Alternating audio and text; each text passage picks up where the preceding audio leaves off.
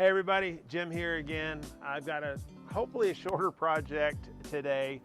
For this DIY project, I want to show you how I went about upgrading my brake control for my Toyota Tacoma. We're upgrading our camper. We need some brake controls on this thing. And even though a tow package has been installed, a lot of tow packages don't actually have the brake controller. So I want to show you what a brake controller is, what you need to look for to install a brake controller on your vehicle, and the steps to do it. And I'm specifically today going to focus on the 2019 Toyota Tacoma in my driveway. So the easiest way to tell whether your vehicle is fitted for trailers, which is they have a tow package, is that they have the plug for the trailer. So this is wired for a 4-wire for smaller trailers, as well as a 7-wire for heavier trailers that includes a 12-volt charging plug as well as brake control. So we know with this that we have a tow package as well as a trailer hitch like this, which is not a bumper hitch, but literally this one's tied to the frame for heavier trailers, which is a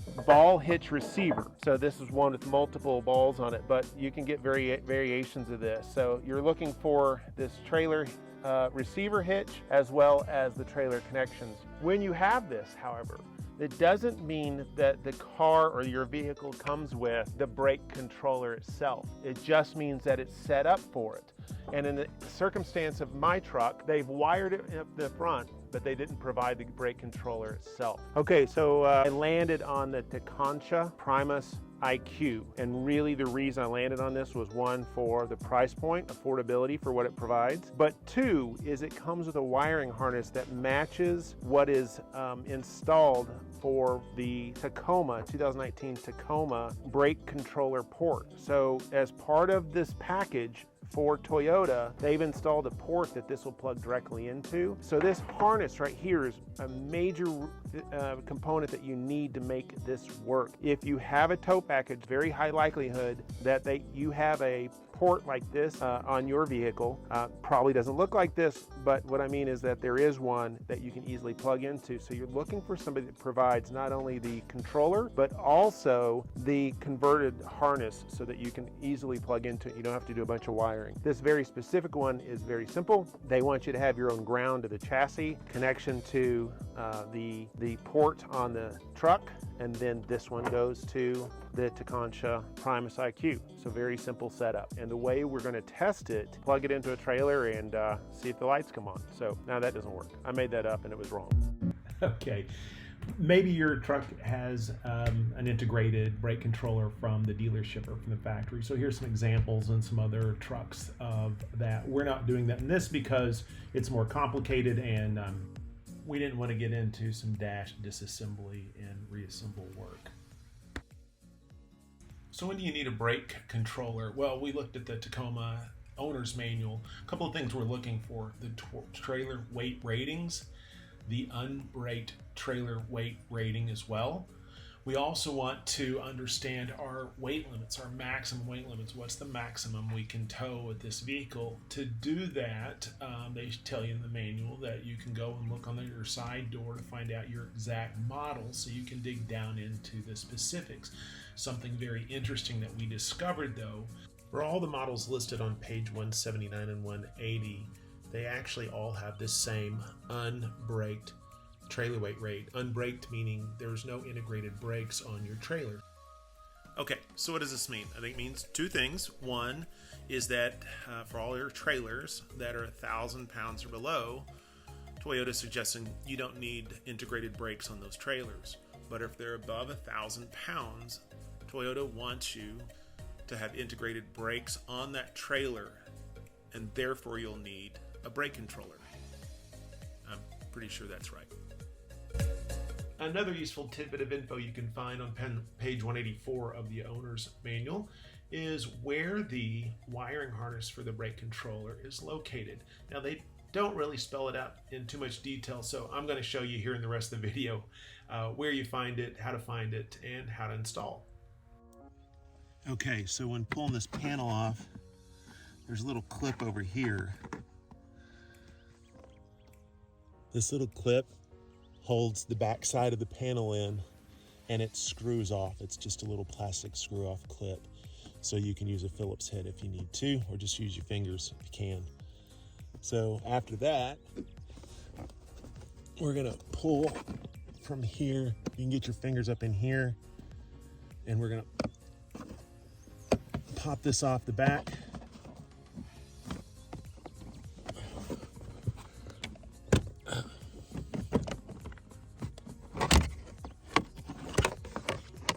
Okay, so I lost one of the clips here. So on this side, there's two clips. This one, there's another one here. And you can see it's still, I can't see, stuck down here. So I need to pull this out.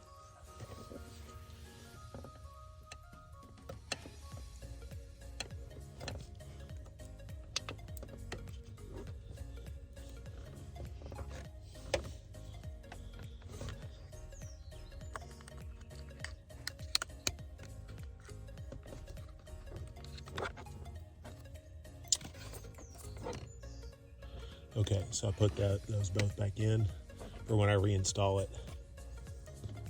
Now that it's off, I just want to look for that harness.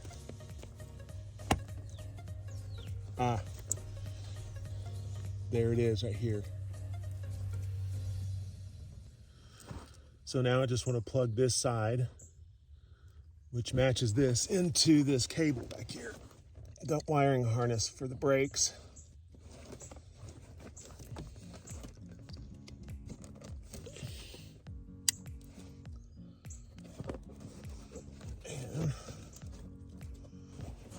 In there.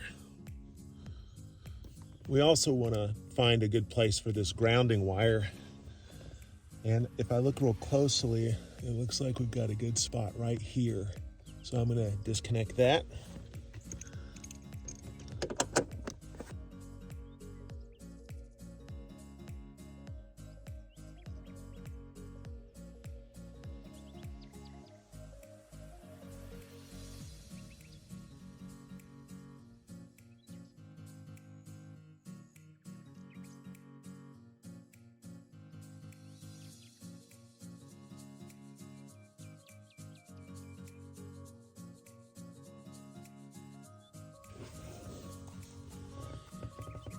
So, last little bit to do is plug this harness.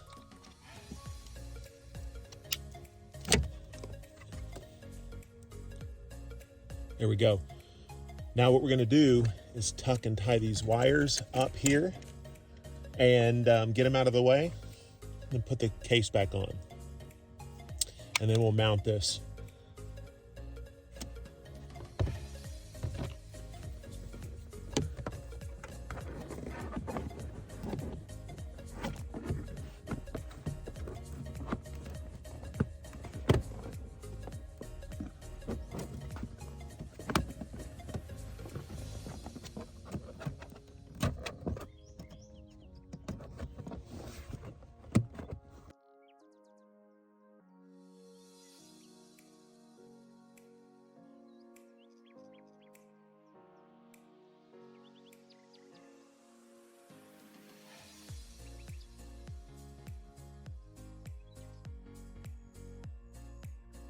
So the next step is I need to mount this. I actually tried to Velcro underneath so I didn't have to drill any holes. That was kind of a fail since it gets to 9 degrees in Texas recently, Fahrenheit, and it just, came unglued. So maybe I could improve that. But what's probably easier is just to go ahead and do it as the manufacturer recommended and drill this into the bottom of the dash. I first looked for wires so that I wouldn't punch a hole in anything. And so I think I'm gonna set it on either side of this button. And I've just reached up underneath and made sure there was nothing that the screws could tap into. You want to be very cautious of that when you're drilling into things. So I'm gonna pop it in there. We also want to make sure, you see here is the computer plug-in. So if you want to do some diagnostics, this is used quite often if you're like to find out what's wrong with your vehicle by going to somewhere like AutoZone or O'Reilly's, who will do a free assessment for you. So we will make sure we don't block that as well. So I'm gonna try to map this out and make sure that we're not getting in the way of this. No wires for the button. And then once I figure out a good place to mount it, I will. The other consideration is I'm tall, and so I want to make sure I have ample leg room and that my knee isn't banging into this on the dash over and over again. Something else to consider as you're looking at this, these are actually using something, I'm not exactly sure the technology, like an accelerometer. So it wants to, or it needs to be installed flat.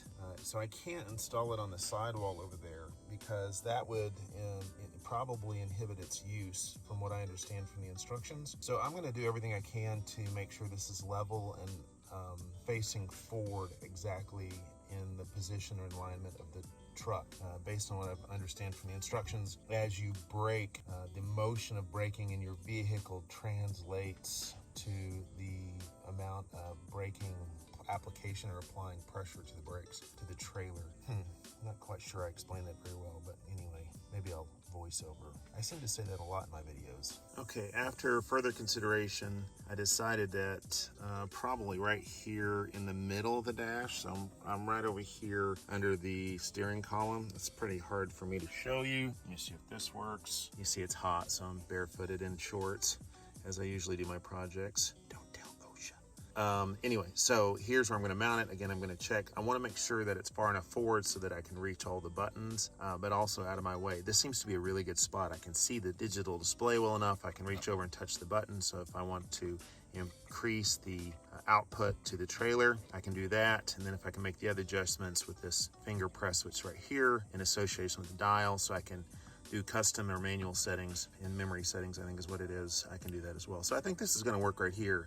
Plus their logo shows really nicely. Well, since it's been about a month since I first installed, partially installed this from the video, that's the magic of movies. I've lost the hardware, which is very typical. And so I'm gonna use these self-tapping screws with these larger heads on them, which already have the washers built in. These are sheet metal screws. They're gonna, I think, work pretty well with the plastics, so I can mount this thing and give it some good, strong connectivity. You gotta be careful not to over drill so that you don't strip the hole and therefore loosen the connection as you're working on it. Okay, you're probably tired of looking at that picture. I'll do something fancy. Good old-fashioned do-it-yourself projects. As I started looking at mounting this, I realized, oh wait, that's the airbag. That'd be awesome to drill these little screws right into the airbag and ruin it. So I'm feeling back under here, making sure there's plenty of room, that there's a hard connection to prevent the screws going in. I think I can still place it here. I want to really make sure though that we're not inhibiting this door from coming off whatsoever. That would be a safety concern. Let's be cautious of that. Also, I don't want, if I have a collision, this Primus IQ hitting me in the face or somewhere else. So, as this thing ejects, right? So anyway, I'm taking a look. I think it's still gonna work here. I'm gonna give it a test. If I don't finish this video, somebody else might have to upload it and you'll know what happened. Well, I decided to see if I can videotape this, which might be a bad decision, because then you can see how much of a hack I really am. Alrighty, here we go. So I'm looking at making sure I don't cover this, right? This port. So I want to scoot it over this direction. There's this mount here that's in my way, so I want to do it right here as close as I can, and then where I can still have access to the button, I want to pull this plastic down underneath so that I make sure that this screw doesn't penetrate into the bags as stated earlier. So I think that I'm going to go right about here. So let's see how this goes. Again, this might be real ugly. Kind of a tight area for a big-headed dude like me.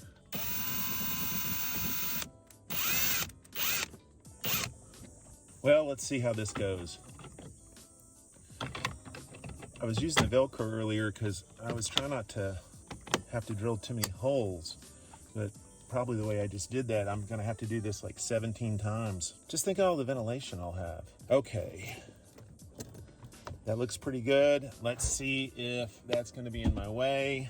Great, I can see it. I can reach down and touch it. I can get access to the button, fine. Although it's a little tight, but I think it's fine. And more importantly, I can show everybody how cool it looks. Okay guys, that's it for now. That wraps up the 2019 Tacoma TRD off-road brake controller installation. So we've tested this a few times. We've taken it on the road with both our pop-up and our Nobo 19.6. It's working fantastically. So so far it looks great. I think it's running the way it's supposed to.